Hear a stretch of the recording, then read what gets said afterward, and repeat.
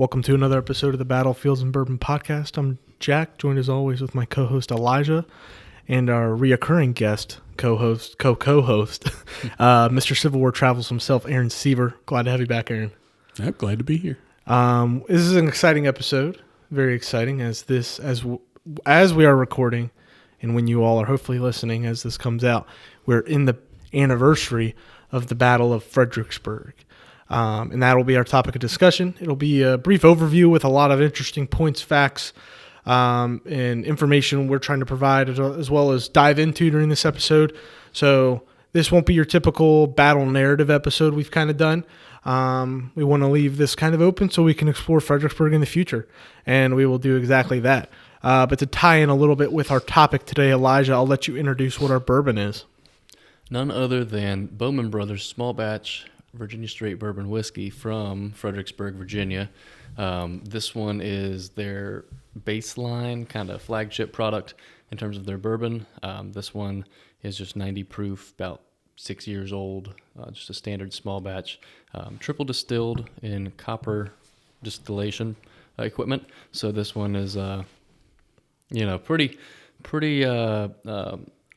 well represented here. I mean, they've got a good bottle here, just like we did with the Isaac Bowman port barrel finish and everything. It's got the nice picture in the back of the bottle, so I know you'll appreciate the bottle rating here.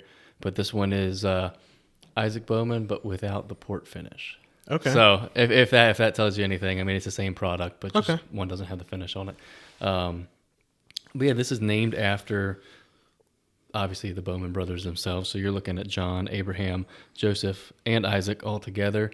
I don't know if we went into this on the last time we featured a Bowman product, but these guys were all militiamen in the American Revolution in Virginia. So local to us. Shenandoah Valley. Yeah, Strasburg area, Bowman's Crossing, that kind of thing. That's all them. So yeah, a little bit of local history for us, but given that the current distillery is over in Fredericksburg, can't pick a better one to tie into this episode. So we'll give it a little pop here. Great pop. I don't know, that one was a little lackluster. Okay, it was a terrible pop. I'm excited because this Bowman Brothers was my first bottle of bourbon I ever purchased. A couple of years ago, maybe a year ago. That's what got you into the whole thing. Well, I was on a mint julep kick, and that was my introduction to bourbon. But that story's for another day.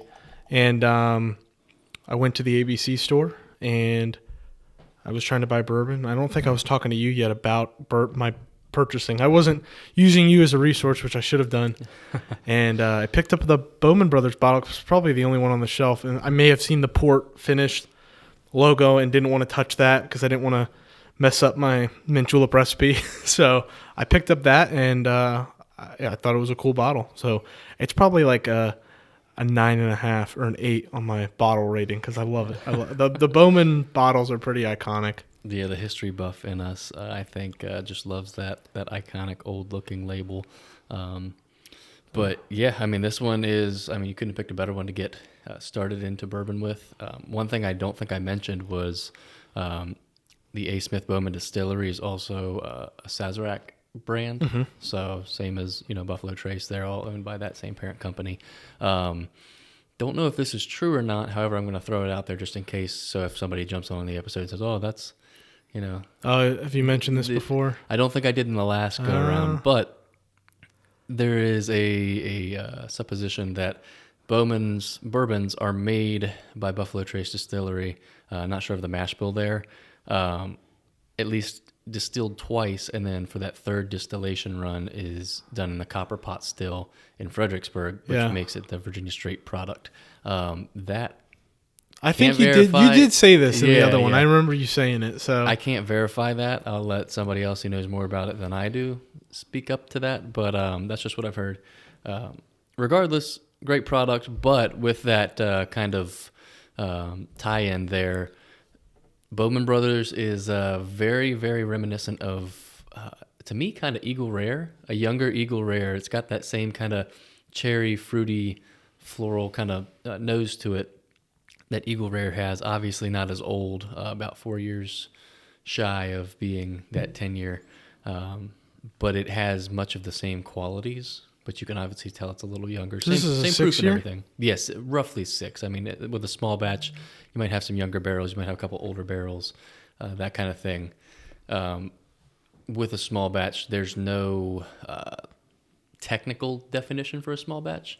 I know when you tour the Bowman distillery, they will say that I think they put maybe 10 barrels into their small batch or something like that. It's actually a true small batch, whereas other distilleries, like say Evan Williams or something, Heaven Hill, doing Evan Williams, I know they said that they do like maybe 400 or more barrels to make one batch. So there's no cut and dry definition for a small batch. But with that though, speaking of going to the distillery and touring it and that kind of thing, if you ever find yourself in the Fredericksburg area to tour the Battlefield or the distillery, A. Smith Bowman Distillery offers free tours and tastings, complimentary, if you will.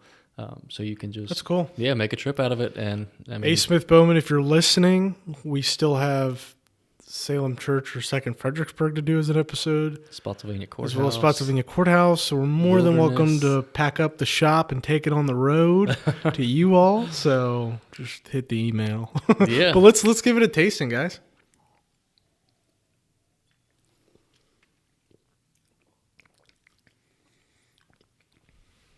You can definitely tell it's got a little It's sweet. warmth to it just off of the age. However, it's, I mean, very sweet. Like you said, it's got that nice ripe fruit. Yeah, I'm getting like sugars and Yeah, no, it's very sweet. It's a good one. I would guess that the mash bill's probably pretty high in corn, like most, Probably. Buffalo Trace mash Whoa, bills are. whoa, Whoa. Hey, now. Can't be throwing that around. No, I don't know for sure, so I'm not gonna do that to them. But regardless, whoever makes it, they make a great bourbon, and that's all you need to know. Aaron did not shot this one down like in the Pickett's Mill video, so Trying to be conservative. there we go. Yeah. Pop this bottle just for this. So A this little is more exciting. refined, huh? No, this is a good pour. Mm-hmm. And for a while here in Virginia, we were running on like a little dry spell of some Bowman products. Still are with the John Jay, which if Oh, we yeah. ever get to feature that one on an episode, that one is, I've got a lot of good things to say. about I that have one. not seen that ever in store personally because I have probably looked, but within the past year, I haven't seen the John Jay. Haven't seen it in over a year. Yeah, As but of this episode. Bowman Brothers was out for a hot minute. Remember, we could only get port finished, and when I saw this on the shelf, the last weekend or whatever, I was like, "This is what we're doing," and now I know what episode we're doing. So, Yep. no, this is a exciting one, and Yeah, I think for a little while they were dealing with a glass shortage. Because obviously, I mean, if those of you listening have any kind of idea of what the Bowman Brothers or any of the Bowman products look like in their bottle, that is a very, very unique bottle. I don't think any other brand or distillery uses that kind of bottle. So obviously, if they've got a glass shortage, there's not really any other outcome there. So that's why I guess they had a bit of a shortage there for a little while, just due to the maybe. glass supplier or something like that post-COVID. I know a lot of people were struggling with that, but they got rid of the. I'm looking at our other bottle of Bowman. They got yeah, rid they of that- revamped the label. Well, the little stamp thing they took The off. tax stamp, yeah. Yeah. I know I will Sad. say the new label, the new refined label is I don't like it as good as the old one. The Bowman, old if one you're with, like, listening. yeah, with the laser etched little Just barrel. and go back everything a on little it. bit. Just turn the clock back. Do what you were doing about a year ago. Yeah, the tax stamp and everything. I love that. That's very classy for that bottle. Yeah. Well, let's hop into it, guys. We are in the anniversary of Fredericksburg. This 1862 battle that often just gets I don't think it gets overlooked. I just think people just hold other battles to such a higher, standard in a way. Fredericksburg's freaking massive. I mean, this is the first. Is it the first largest or not? That doesn't make sense. But the amount of troops engaged, federal troops especially The engaged largest at here, that is like point. 100,000 plus. I mean, it's over incredible. 130,000 Yeah. federals. Crazy numbers. Confederates were like 75,000. 75, 78,000. And let's get into that. They're split up, right? Yeah. If you want So you really have to go back to November to really get into the Battle of Fredericksburg. Every battle seems to be a turning point. This is one of them. It's not necessarily a turning point in terms of the battle outcome or like it changed the war, one way or the other for the North or the South. But it is going to be a turning point. You're going to have George B. McClellan, who, he's been in command of the Army of the Potomac for a long time. Even when the Second Manassas campaign happens, he's still in command of the Army of the Potomac. He's just not fighting that battle because they have John Pope and they're making a new army. Of course, he will take back over September and fight the Battle of Antietam. So he hasn't really done anything since then. So Lincoln is frustrated, and so what he's going to do is he is going to relieve McClellan of command. What is this, like November 7th, I think? Early November? November 7th.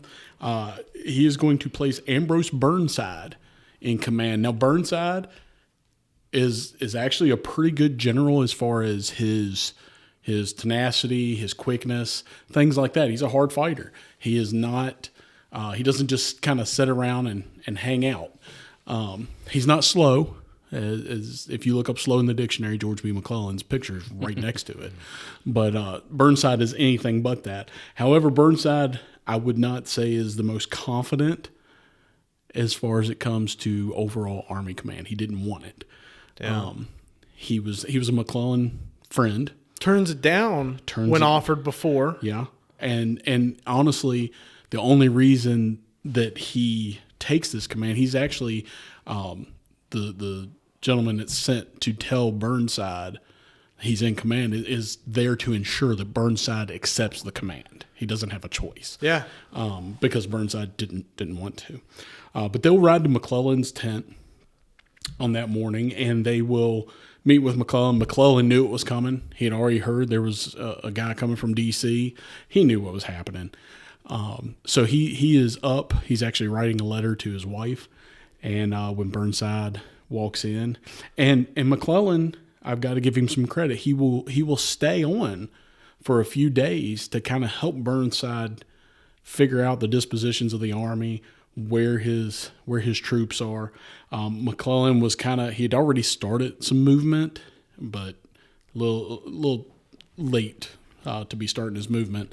But he had started a little bit of movement toward Culpeper in that area.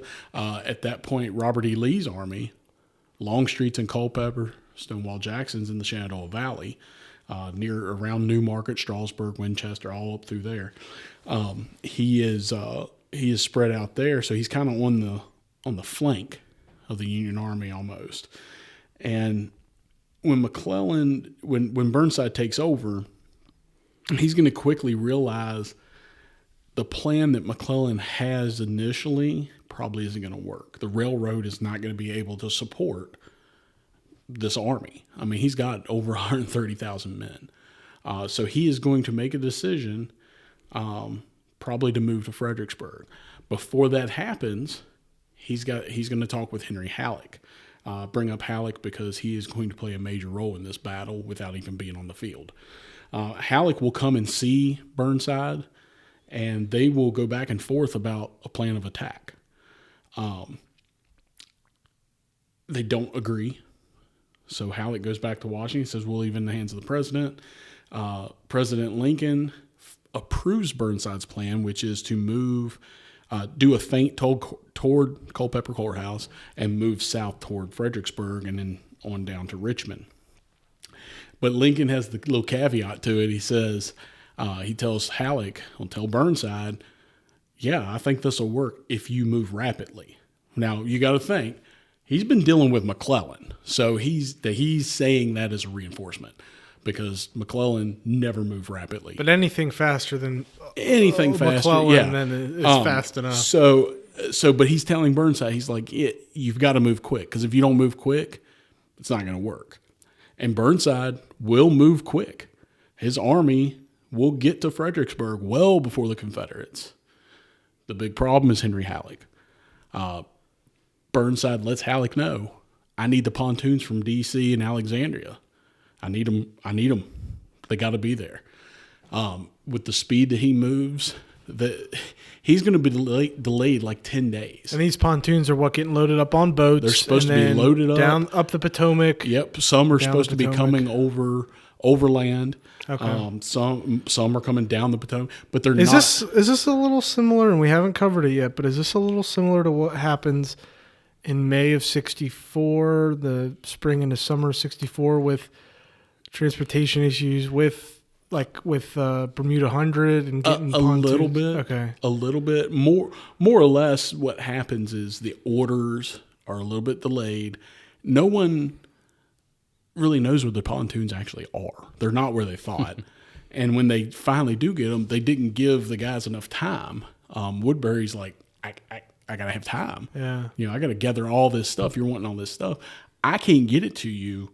I can't start out till the 17th. Well, Burnside's already moved. So he's gonna in 2 days, he'll make it to Fredericksburg from his movement. By the 17th, Burnside is in Fredericksburg, but he's got 10 days before those pontoons arrive. And Jackson's like a week's march away. And, Yeah, Jackson's quite, and Longstreet's at Culpeper Courthouse. When the Union Army arrives at Fredericksburg, there is not even 1,000 Confederates anywhere close to them. Yeah. But they can't cross. That gives them time to get across. 135,000 men can't cross. Wow. So that's kind of our setup to why Fredericksburg's going to happen. Those pontoons don't arrive. And when they finally do, Burnside will try a few things. He's going to look at, can I cross at the bottom, south on the Confederate left? Can I cross at the top? And nothing's just going to work out. He's afraid that those units that do cross are going to get cut off. And the Rappahannock at this point is not fordable. It's not fordable. It's winter. And it had been raining and stuff too. Muddy, snowy. That's another issue with the pontoons. It delays them. Those 10 days is the weather. And the roads are disgusting. It looks like the only bridge from Fredericksburg to the Stafford County side, that was the one that was burned, destroyed.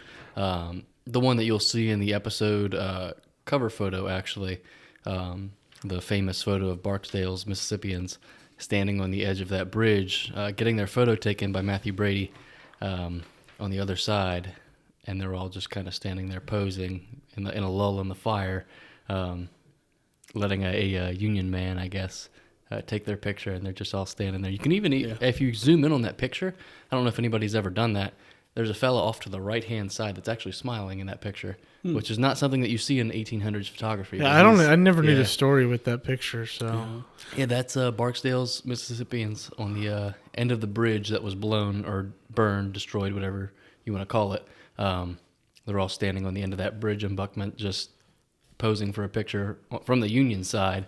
And then if you look even closer, I guess it's a mill or a water mill, some sort of mill to the left up in the top window. There's two fellas up there of Barksdale's brigade just posted up in the window. But yeah, and then with the map that we're looking at here of the 11th, obviously that's all Barksdale's men there. And there's mainly just a brigade holding the town. 1,600 men, maybe. So Barksdale's guides are in the town. Yeah, and technically you could say there's two bridges if you count the railroad bridge. Yeah. But both of those bridges have been destroyed. Mm-hmm.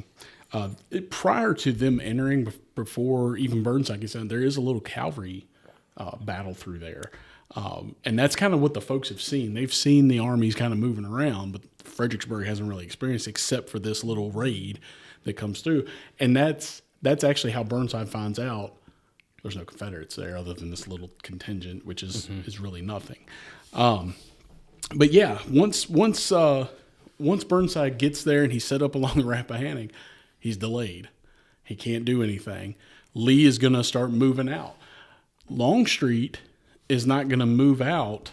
It's going to be 4 or 5 days before he even moves out after Burnside's there.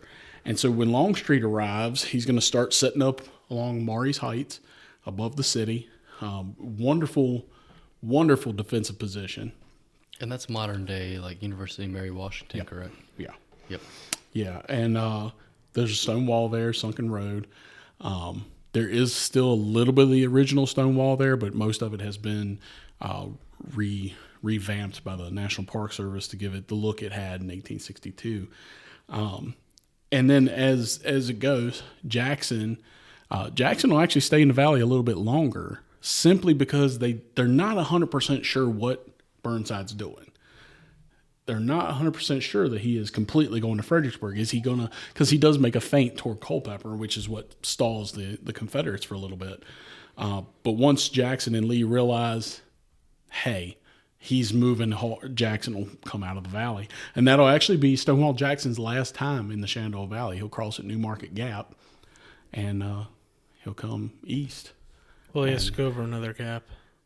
Well, he's not out of the valley there. I know he's out at Thornton's Gap, but still, There you go. Particulars. still, I'm looking at New Market Gap because I like that gap better. It's a nice gap. It is. Good gap. Good gap. So, but that's where really the Second Corps of the Army in Northern Virginia will be established. He'll get his nice uniform from Jeb Stuart, and That was given to him, That's I believe, at Bunker Hill. Bunker Hill. Yeah. And he'll have it on up there, on the mountain. And there's a good, and this will, I guess, be the book recommendation, or one of the book recommendations, because there's a couple here. One I'm personally reading, Memoirs of the Confederate War for Independence by Harris von Bork. Those of you who don't know who he is, he was a staff officer of Jeb Stuart's cavalry. He actually came to the Confederate States, United States, whatever you want to call it, from Prussia, modern-day Germany, with the intent of joining the Confederate Army. Ended up on Stuart's staff, and has just a fantastic memoir about the war, just very detailed. And we'll talk a little bit more about his recount of the Battle of Fredericksburg. But speaking to Jackson's uniform being presented to him, he was present for that. He speaks very in depth about their adventures to bring him this uniform in the cold and everything in November, and fording a river just to get his uniform to him and everything. And they present it to him, and he at first is obviously a very humble man, so he doesn't know so much about, I don't know if I like this, because it's very flashy and very, You're talking about Jackson. Yep, Jackson's like, I don't know Doesn't how much. actually put it on. Yeah, he actually declined it at first because of how just nice it looked, and then they insisted that we're not leaving until you put this on.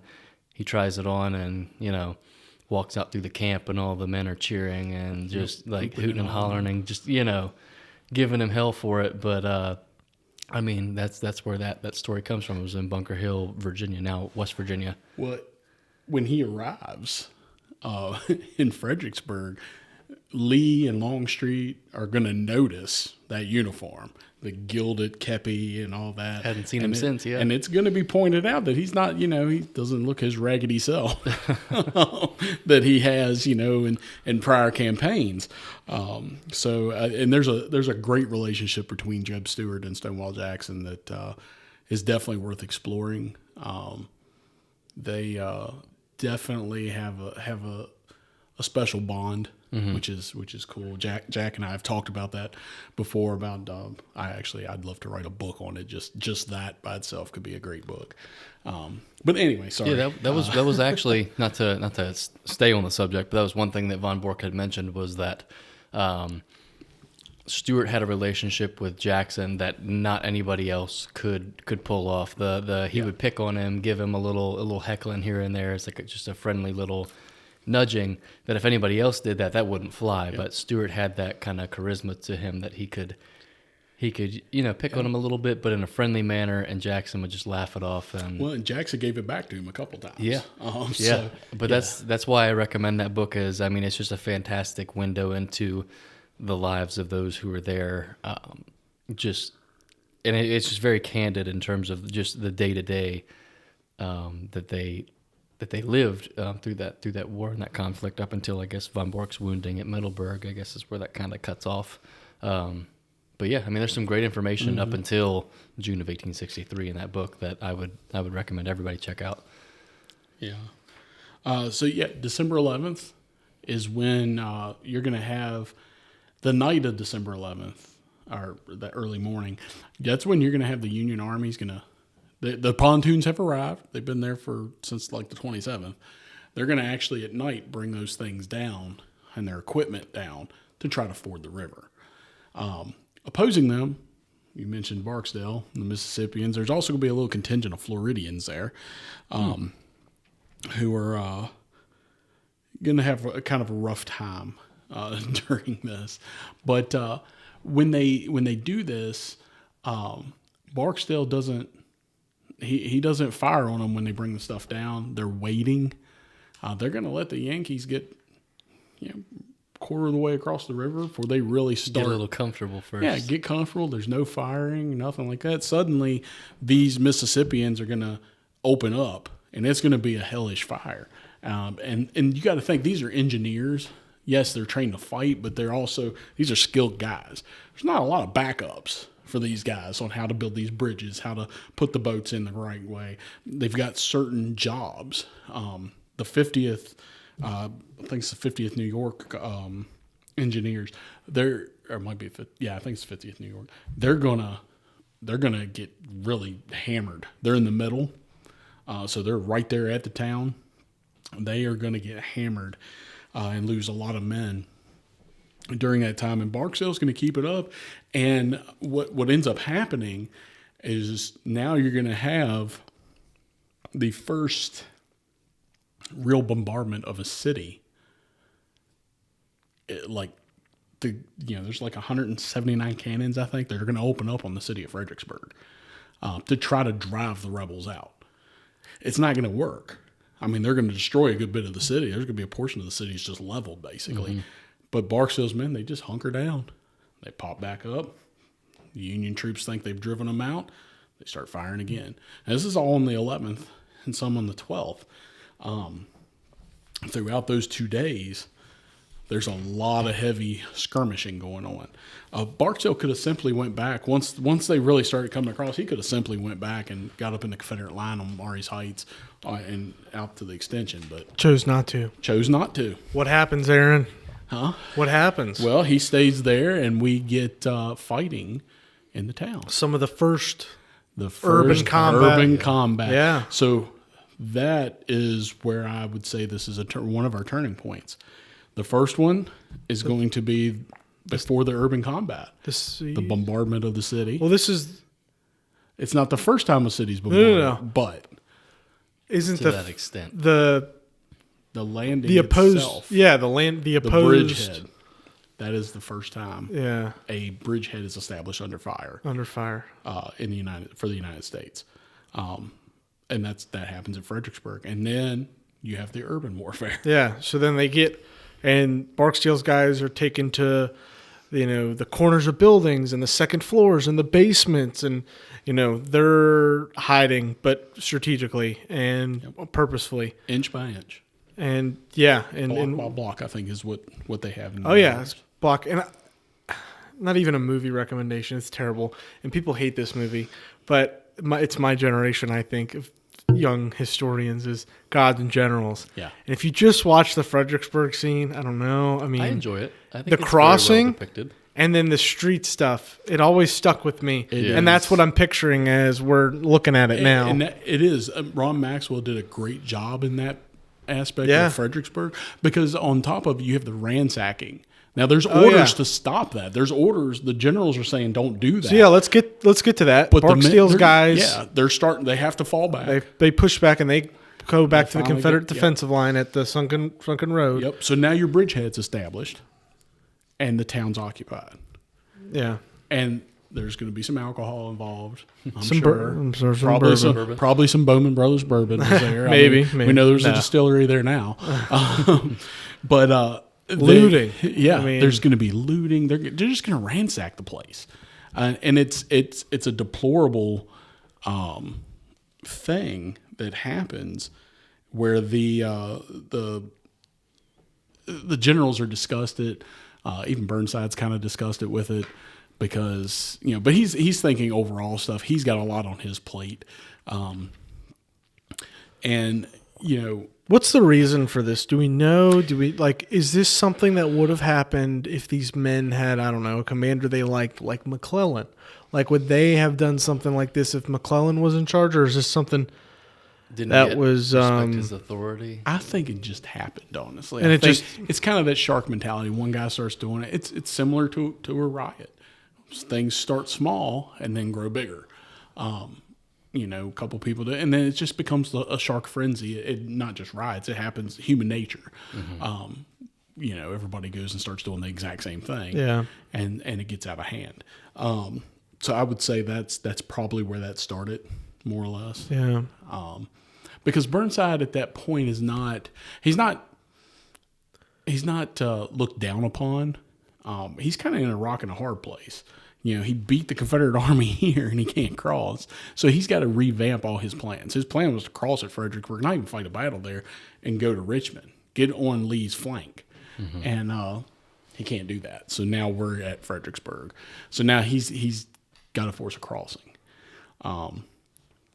The big problem is his orders. He's going to give his orders in writing, and they're not going to make any sense. The Union plan is very simple. We're going to cross at these pontoon bridges. The right side is going to attack the Confederate left, Longstreet, Maury's Heights. They're going to pin those Confederates down. The left side of our army, down here with Reynolds, George Meade, and Gibbon, they're going to attack the Confederate right, where Jackson is, and roll up the Confederate army. That's the simple plan. And they're gonna have Hooker kind of coming in the middle there, but it seems like a very simple plan. However, when Burnside writes his orders, it's very confusing. Sumner, who's on the far right of the Union line, he's got the one of the grand divisions there, the right grand division. He's told to go up and pin those Confederates down and not necessarily. I mean, yes, take the heights, but he's supposed to engage them. Basically, you're supposed to have mass casualties while we do this on the other side. And that's not, I mean, yes, you have 135,000 men or so, but that's not a smart idea. The other problem is the crossing itself. Once those troops are across, they're in the town. The Confederate Army is going to see them. The Federals are going to occupy that plain below Maury's Heights. It's just a massive army. But the problem is when they have to cross, there's some creeks, there's little bridges. They have to cross at a brigade at a time. So when these first attacks happen, they're not happening by division. They're just happening by brigades. That's it. So it's one brigade each time, and it does not change. You'll have, you're going to have Getty, Griffin, eventually Humphreys. You'll have Hancock, Sturgis, French, Howard. All these guys are going to attack Maury's Heights during this time, and they have to get it by brigade by brigade by brigade. A.A. Humphrey, I think, actually makes one of the best quotes of the Civil War during this. Before he crosses, or as he's crossing, he's leading his men on horseback, and he says he felt like a 16-year-old girl about to go to her first ball. And that's a pretty, and Humphrey writes some really good memoirs of Gettysburg and things like that. Mm-hmm. So A.A. Humphrey's been around, but that quote, I mean, I don't know that I would feel that way, because you look at the Confederate side and you think about the dispositions they have with the artillery just at Maury's Heights. Lee actually did not like those dispositions originally from Alexander. He actually says he thinks the guns would be better back, and Alexander says, "Oh, okay." He never moves the guns, keeps them where they're at. He just kind of, placates the commander a little bit, and then he tells the guy, "Don't redig the trenches, leave the guns where they're at," which works out. But Alexander, we have Humphrey going, "I feel like a girl going to a ball," and then Alexander's over here going, Chicken. It's not, a chicken can't live on that field. Yeah. You give me enough ammunition. Yeah, and I think to talk a little bit about a modern day view of the site, and we'll talk a little bit more about preservation, but the town backs straight up to the sunken road practically. Yeah. So you don't get that field of view. I mean, you had A lot of obstacles in the way, not modern roads and Little houses and creeks. 7-Elevens, but yeah, you had a mill race, a fairgrounds. The fairgrounds fence was an obstacle, and then as well as the Confederates had the stone wall, with them being in a sunken road. So it was just a recipe for disaster. Which brings up another point: the stone wall, and they dug a trench behind it. This is kind of your opening to that trench warfare, more than yes, they were in a sunken road and used that natural road at Antietam, but this is a formidable trench, formidable wall. So there's another piece, And they're 3 deep. they're 3 deep. Yeah. Where we're starting to kind of change our war aims. The other part of this that kind of gets lost is Lincoln really needs a victory. Yes, we had Antietam. What did he do after Antietam? The Preliminary Emancipation Proclamation. That's supposed to be signed January 1st, 1863. We're in December of 62. This needs to be a victory. Now, Lincoln will go ahead and sign. It doesn't really change that outcome for the most part, but Lincoln will go ahead and sign that in January. But with a victory of this, it just takes on a whole new meaning. We might not have the Civil War as far down, 2 more years as we do, after Fredericksburg. But yeah, I think also Longstreet says, "Give me enough ammunition and I'll kill them all." Yeah. So the Confederates are very confident. They're not a nervous schoolgirl getting ready to go to their first ball. If you're right, that And it quote makes is sense. crazy. It makes sense, I'd be nervous too if I'm riding. Well, when I first read that quote, I was like, "Oh, then he excited. dies." Well, and then he dies. But no, No, he makes it. yeah.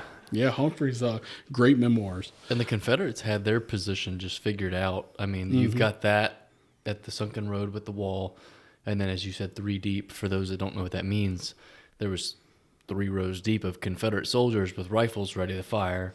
Yeah, basically. And they're just Hand them. handing one off to the next guy. He shoots, hands it back. Again, to I will reload. reference Gods and Generals. They depict that in that film as And well. they do a job very with good that. job with that as well. Yeah. Yeah. Shout out Ron. So it's just a That film's constant, good. a constant rain of fire. There's no reload time there, because as you're firing and passing it back, the next rifle is already reloaded and ready to go. So you just have a constant pouring of fire It's onto. a sheet of fire coming off that it's ridge. you can't attack that. And they had said, at least in I think von Bork's memoirs, they said wait until they're at least 30 to 40 yards away before you fire. So they're already too close. They're well within range of rifled muskets for sure, but so close that if you turn and run at that point, you're still within range. Oh, yeah. And then you're it's just devastating. screwing yourself one way or the other, and it's think about it too, Aaron. They're basically, like Aaron said, they're feeding them in piecemeal because they have to by brigade. So Yeah, each brigade that's getting slaughtered and pushed back, the next one that's going in is then going over those soldiers just laying in that wasteland. It's basically a no man's land in a way. so each brigade is at a disadvantage because they've got more obstacles, being the bodies that were and then charging in front of them. the obstacles that already existed, like we discussed. Exactly. And you'll have I've got to point them out because I've got a little Irish in my blood, but the Irish Brigade, they will attack. They will put little things of boxwood in their caps as they charge. They'll actually get farther than a couple of the other units.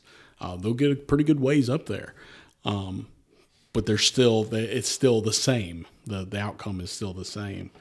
Now, while all that's happening, some other things happen off to our right, where Jackson is. First off, and I know you know this guy, Elijah. You have the young man by the name of John Pelham. Pelham. Sorry, I always say Pelham. I always say Pelham. Boy, Pelham. you're about to get destroyed. Pelham. Anyway, The Gallant? The Gallant. The Gallant. Now, he gets that name after this battle. During this battle, according thought, was it Stewart referred to him as that early on? Lee. Yeah, he gets that at this battle. Okay, Yeah, I'm so- wrong. I'm yeah, wrong. so he- Shut up, Von Jack. Bork He comes out. He comes out with one gun and starts just pounding the Union Army. I mean, he's He pushed forward with Yeah. that gun by himself. Yeah. Actually, and it pretty- becomes Pelham's corner. Well, so to set it up, like if you're sitting at a table with somebody, like Aaron and I are sitting at this table we're recording at right now.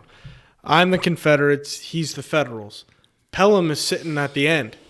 He's Elijah. Yeah, to our he's not. Pelham's one lone gun is not just one gun firing down with the Confederates being silent. He's moving to a position, like you said, Pelham's corner, which is just insane. Like Medal of Honor worthy in a sense. Yeah. And the It's corner only- is still there, Yeah. barely. There's a cannon that sits at the corner. Is it all developed around it? Oh, yeah. God, what is going on out there? And he's what 22, 23? Yeah, he's very young. around And that- he's that killed age. months later, Months and later. Kelly's Ford. Yeah. But yeah, Lee refers to him, doesn't refer to him by rank or anything, and just says the gallant Pelham. And this is interesting too in von Bork's memoirs because obviously they're in the same, they're in Stuart's cavalry. They know each other very well. He talks about Pelham being just so eager to fire on the Federals with his artillery. He's just like, let me at him. And von Bork is saying how he's wanting to kick this ball off by being the one to open up the artillery fire, while Jackson's saying, no, hang tight, just wait. And then it gets to the point, von Bork at this point in the battle is so just anxiety-ridden because he thinks the Federals really have the advantage here with the fact that they've made it across the river. They're amassing down by the banks. They're getting ready to attack. He himself is a little panic-stricken, and he tells Jackson just his fears and stuff, and just, hey, like, this is what I think of the situation. And in his memoirs, he says, upon my mentioning this feeling to Jackson, the old chief answered me in his characteristic way. Major, my men have sometimes failed to take a position, but to defend one, never. I am glad the Yankees are coming. He then gave me orders for Stuart to employ his horse artillery and open fire on the enemies at once. So at that point, Pelham opens fire with his artillery. But, I mean, that just shows you how confident Jackson is in his men to hold the position that they're at and how strongly fortified they are on these heights surrounding Fredericksburg. But Well, and before we get into the attack that's going to happen there, another point about Pelham is, you see, we've got the maps here. We can see Doubleday. mm-hmm.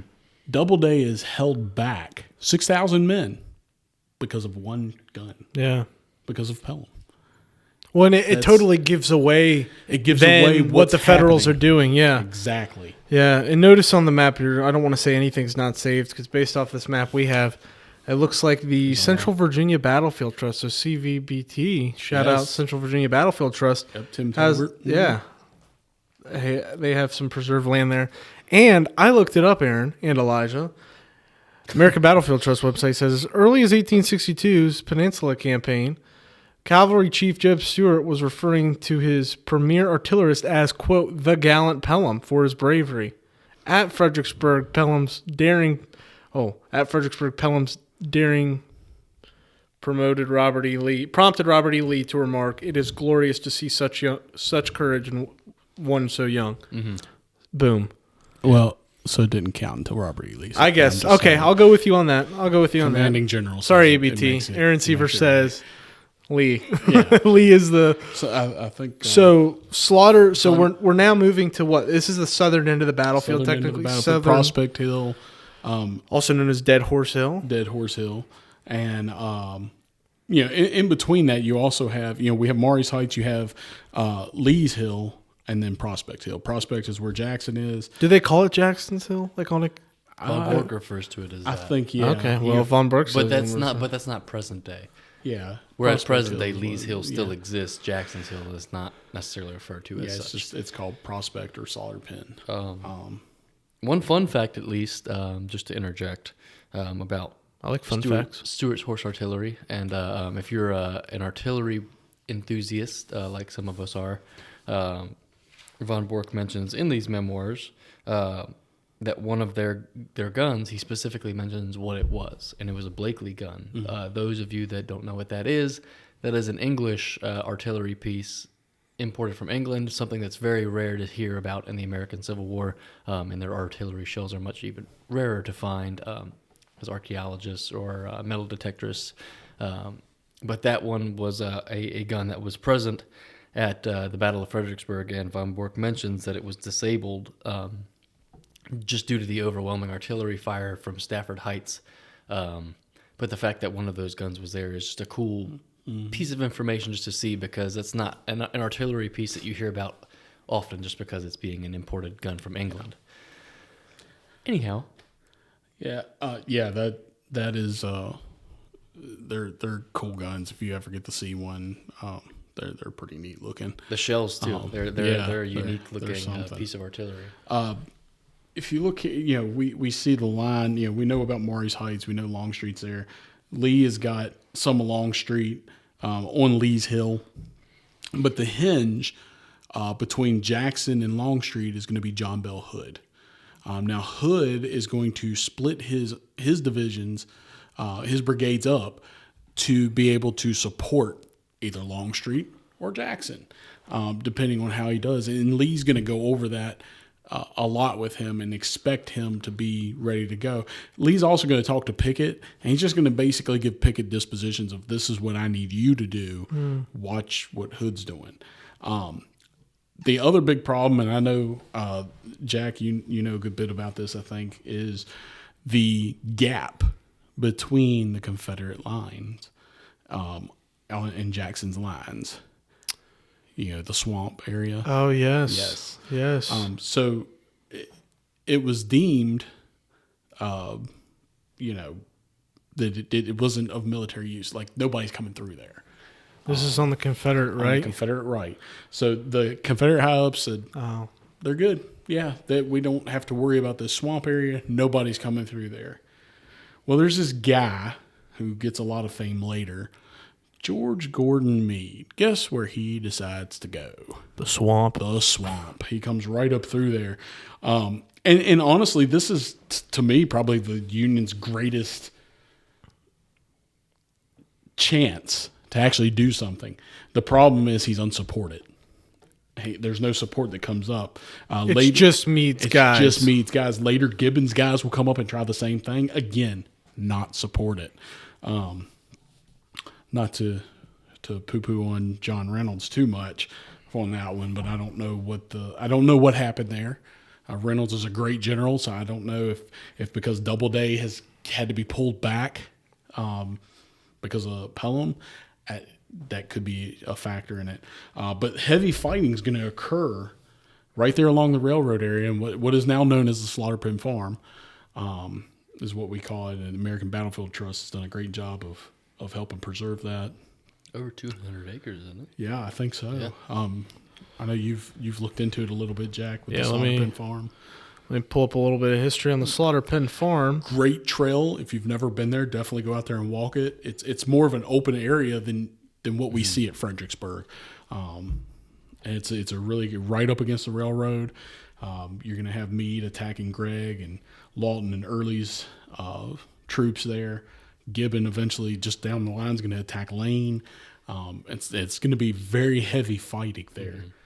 It's kind of going to be, as much as I hate to say it, it's going to be similar to like a Gettysburg type thing for Meade, except that the attack, basically because the attacks are not supported. If you look at Pickett's charge or Pickett Pettigrew Trimble charge at Gettysburg, it ends up not really being supported as some of the units don't come forward.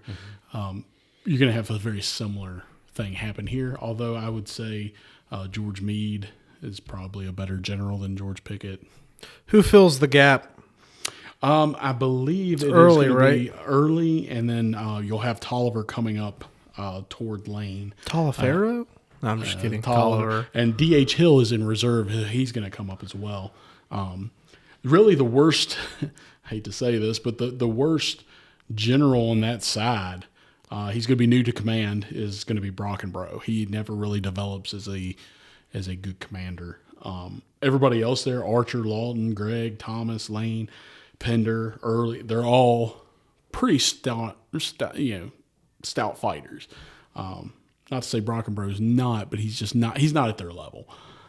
So that's your weak point on Jackson's side. And I guess luckily for the Confederates, he was all the way to the right near Hamilton's Crossing. So Now, this is some terrible fighting, though. I mean, yes, like when people think Fredericksburg, they obviously think Murray's Heights and the Sunken Road and things like that. But There's I mean, so much more further. this south. piece gets lost. this gets lost and forgotten, but this is really where some heavy combat takes place.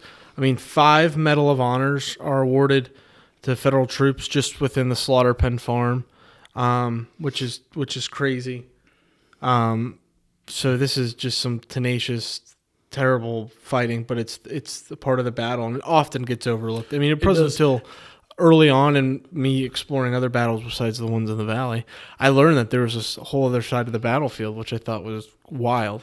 Yeah, and when you go out there to drive the battlefield, it takes you a little bit to get there. The battlefield's quite large. Quite separated. And it's very separated. You can go up. I mean, you can go up to Lee's Hill. You can go to the slaughter pen farm. Again, shout out to ABT on saving that. That's a huge save. Yeah, a little bit of numbers here. In 2006, CWPT, which is a Civil War Preservation Trust, Now ABT. which became the Civil War Trust, which became the American Battlefield Trust, which became Intergalactic Preservation Organization. So they haven't They changed just it keep- yet. just Eventually, keep that going. name will change again. No. I think they're. I don't know. I mean, the World Battlefield Trust. Maybe. You never maybe. know. You know, Go worldwide. can't guys. stop Edelman. A $12 million project. This was 205 acres of the slaughter pen farm, also known as the Pearson Tract. For folks in the preservation world, that is normally the name of the landowner they're buying it from.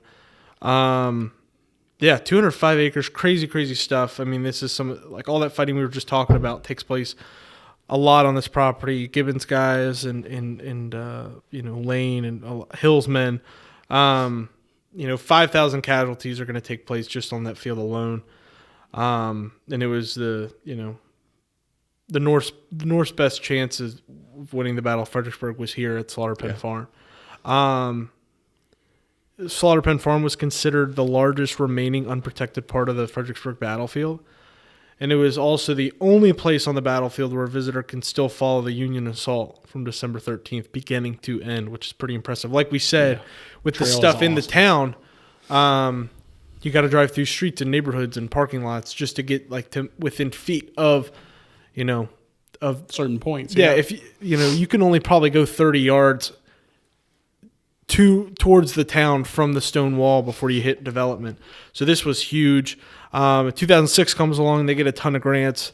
ABPP, which is the American Battlefield Protection Program, brought some grants in for that. I think the Central Virginia Battlefield Trust is stated here by committing $1 million toward the preservation of the slaughter pen farm. In addition to all of this, ABT has been able to preserve 5 additional parcels, totaling 40 acres. So now this adds up to about 248 acres of preserved land at Fredericksburg, done through nonprofits like the ABT and Civil War Preservation. Central Virginia Battlefield Trust. Amazing work, and awesome. it's just I've never been to the slaughter pen farm. I know that there's been some living history events hosted there over the year. I was going to say that. Like, if you get a chance to go out there, I don't think they're doing one this year. Yeah. It might be every other year, but that's. I personally have not seen. I've seen the pictures. I've been on. Have they torn down the field. houses there?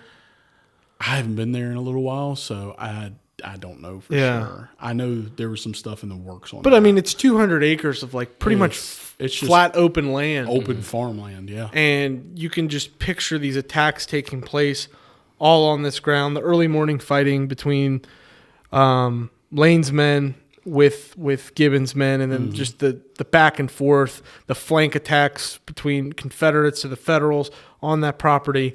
It's a pretty, from what it looks like, you can get a pretty panoramic interpretation of that side of the battlefield's fighting. absolutely. And I think they've updated their signage out there as well.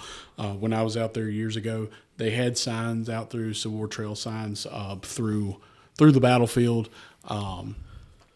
And so I'm sure they've added to it since then. But I'm happy to say I was kind of one of the first ones to get to walk on there. Once it became I think it's paid off 7, now. 8, yeah, I know they were fundraising for a there's while. a lot of appeals right. going out. $12 million is a little crazy. But you know what? For what that is, Well, Fredericksburg, I mean, That's crucial. money is money. Yeah. It is what it is. It's paper. One That's in the end. That's hollow ground. hallowed. Yeah. Hallowed ground. Well, there is some hollows there. One thing to mention It's too hallowed ground. about Meade's charge through that swampy bottom. Von Bork, obviously, as we talk about this memoir, also mentions that he and Stewart are kind of surveying that end of the Confederate lines, looking for an opportunity for them to attack the Federals that are just stuck on the bank. And they're eager to just, hop their works and just run down through the plain and attack them. And this swampy bottom is one of those spots that he thinks is a formidable area with the fewest obstacles available. Yeah. Obviously, some farm fences and stuff, until they realize this is a wet ground. Horses' hooves are going to get stuck in the mud. We can't do this. But all the while, Stewart is just fascinated with just wanting to attack and go on the offensive here. Whereas, Lee and Jackson and the other commanders are going to have to rein him back in and say, we can just fight this defensively and be okay. We don't need to attack them. And I think they even do a little bit of an attack in the evening. Yeah. Although it was, and Von Bork mentions this, that this was, by the time they eventually carried out that attack, it was much too late. They should have acted sooner for it to be really effective. But that's that ground right there where Meade is attacking across that swampy bottom, is where, if you end up reading this memoir, he is discussing is that same ground there. And really, like you guys were saying earlier, you're kind of leaving this open because really you can break this battle down. Oh yeah, I we're mean, not you even can- hitting you the can surface. Do Maury's? You can just the crossing. You can talk about the Floridians there at the crossing with the skirmishing and. Well, you're giving it away now. You We know, can't you can save talk it about if you're that. talking No, about I'm it. saying you can talk much about more that. to go into. You For can sure, talk about yeah. that because that's a little contingent there that nobody. I mean, there's guys from Florida fighting in Fredericksburg. Yeah.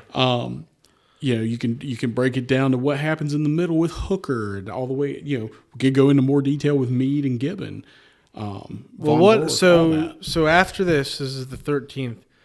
What happens next? So really, at that point, the Confederates are expecting on the 14th, 15th that there are going to be more fighting. But by the 16th, Burnside's pulled back.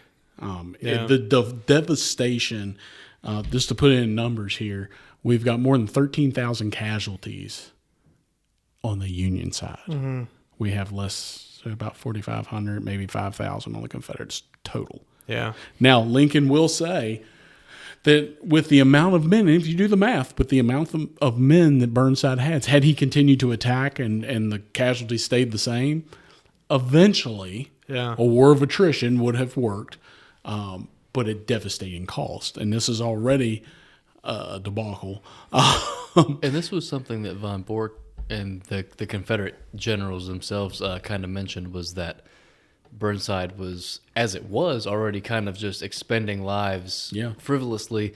And they said that all the while he's kind of taking refuge in his headquarters away from the battlefield, kind of ostracizing him for, it's easy for you to send these men to die while you're sending these orders from a house far off from the battlefield, away from the danger.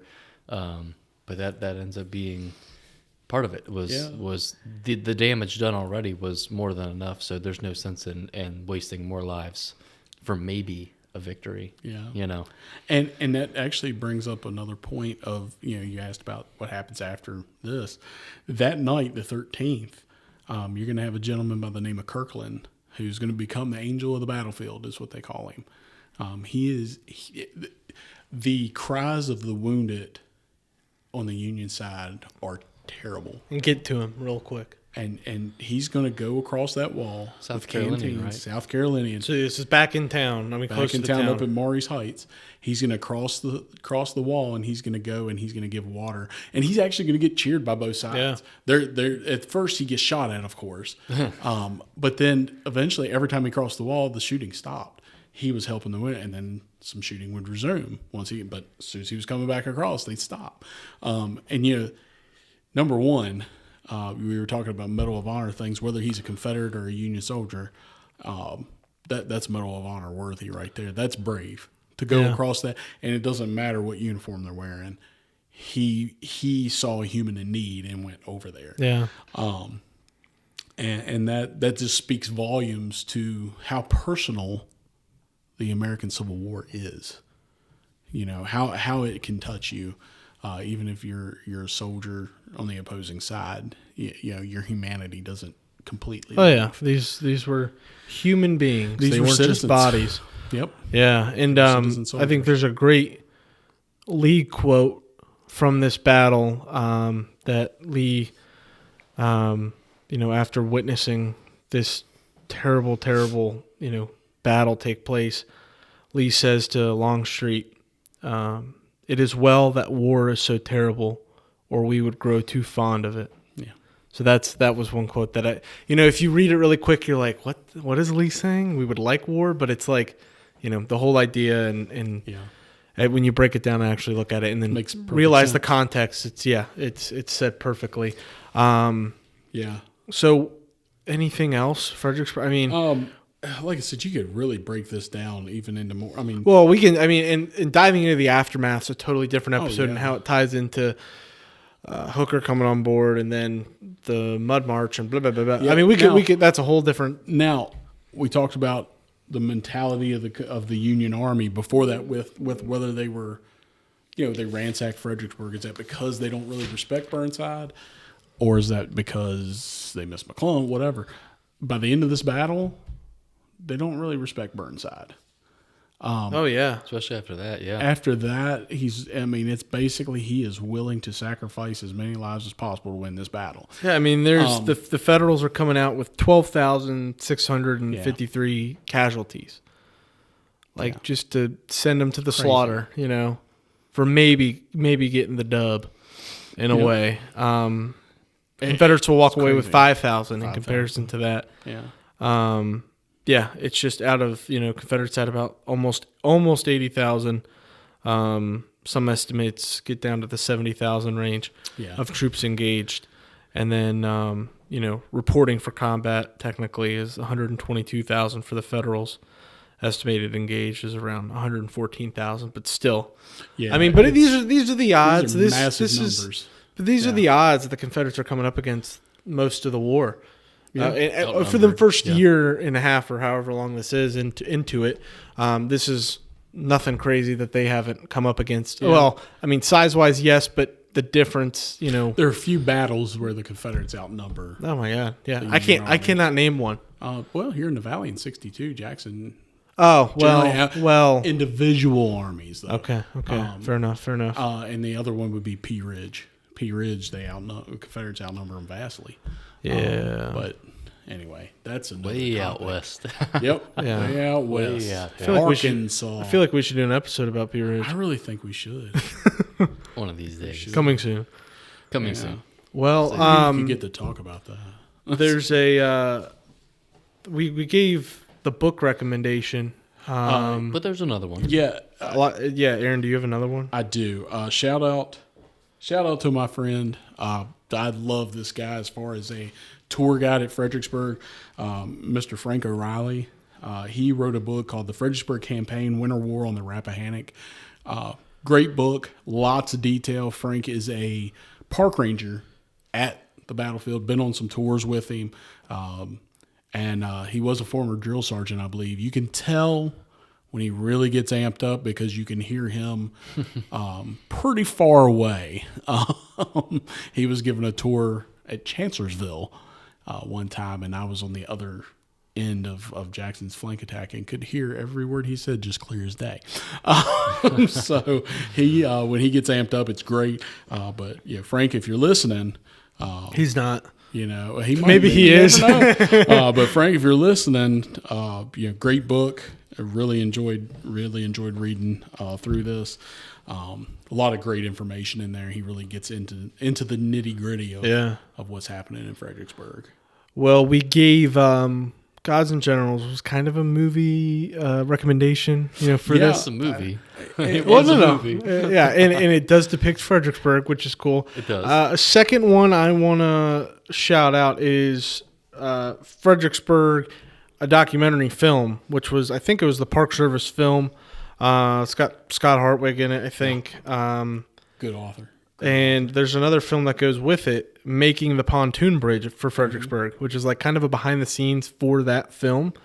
Are those on History Fix? Oh my gosh, Aaron. Great. Yes, they Okay, are. I thought so. If you wanted to watch those, which I would highly recommend, and that's not just me saying it to say it. When I first got History Fix, which was about a year ago, that was like the first thing I watched. First, I watched Antietam, I think, maybe. Yeah. And then I watched the Fredericksburg film, and oh my gosh, I love that Fredericksburg film. And more important, I love the behind the scenes aspect. See what went into making those pontoons and bringing them down for those scenes they shot for the documentary for the Park Service film. Oh, it's crazy. It's a great. And it's only about 30 minutes to watch that, but it's like, they followed it to a T. How those pontoon bridges would have been built. I think the Fredericksburg one is an hour, and the pontoon one's like 30 minutes. Yeah, something like that. And those are on History Fix. And we've talked about our friends over at History Fix in these past couple episodes, specifically for Fredericksburg. Here's something you can watch directly with it.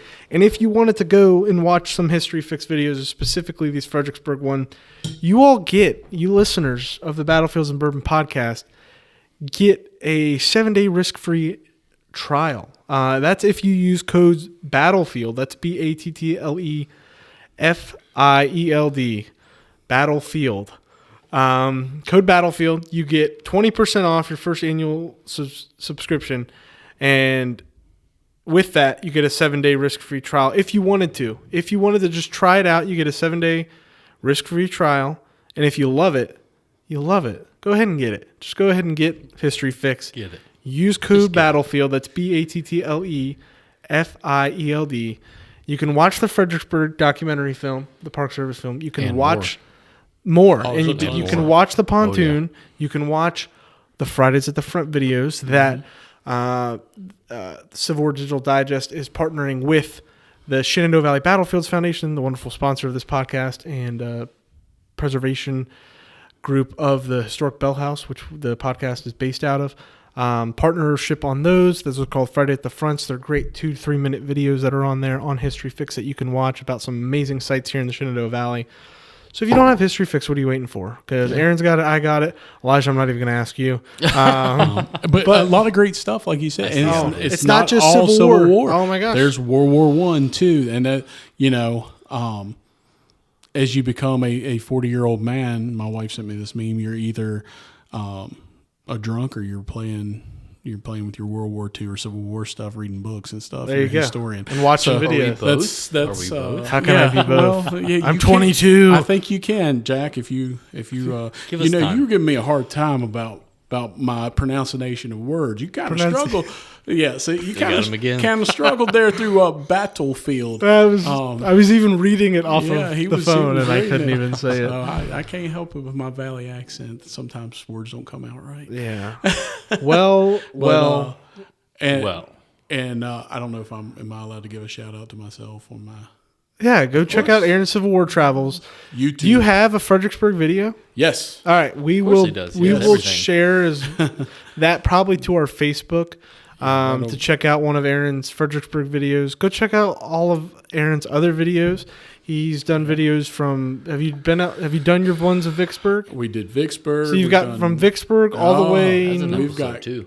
Alcatraz, California. Oh, yeah. so yeah, Far you're west, coast to coast, I'm baby. coast to coast, man. Yeah, Aaron, go check out Aaron Civil War Travels. The way to support him is just by liking, following, subscribing his pages. Yep. Comment ideas to him. Aaron loves doing those videos, and he loves that people love watching them. So No money involved. I just enjoy doing them. exactly. So that's Aaron's plug there. If you want to support us, become a member of the Shenandoah Valley Battlefields Foundation. Your membership helps support preservation, and which in turn helps support this podcast.